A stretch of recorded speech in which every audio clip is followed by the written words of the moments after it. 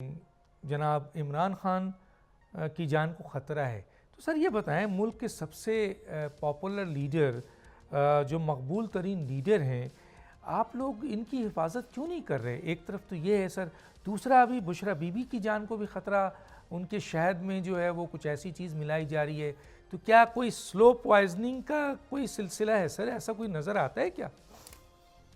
Doctor صاحب مجھے ایک چیز بتائیں، 85 لاکھ کے کھانے کھا لیے، دیسی بکری، دیسی بکرا، دیسی گھی، دیسی مرغی اور جناب ہر چیز دیسی، 85 لاکھ؟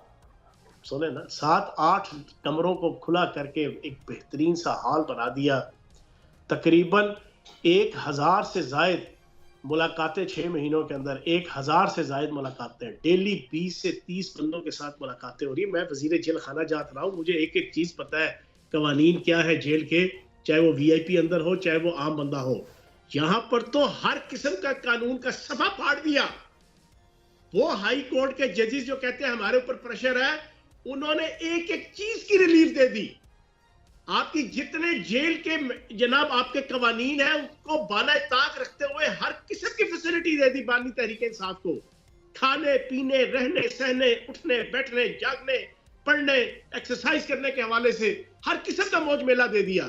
عجیب و غریب پریشر ہے ان کے اوپر، اور وہاں پر یہ سارا کچھ دینے کے بعد کون سی جان کو خطرہ؟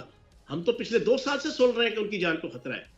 ان کی جان کو خطرہ تو انہوں نے کہا تھا جنرل فیصل نصیر مجھے قتل کرنا چاہتا ہے، اور انہوں نے اسی ایجنڈے کو پروان چڑھا کر پوری قوم کو آئی ایس آئی اور فوج کے خلاف متنفر کیا تھا۔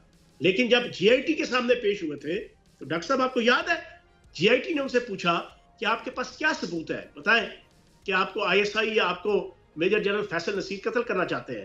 ان کا نہیں، میرے پاس ثبوت کوئی نہیں ہے، مجھے تو کسی نے بتایا تھا، تو میں نے اس بتانے کے سننے کے بعد یہ باویلا مچانا شروع کیا۔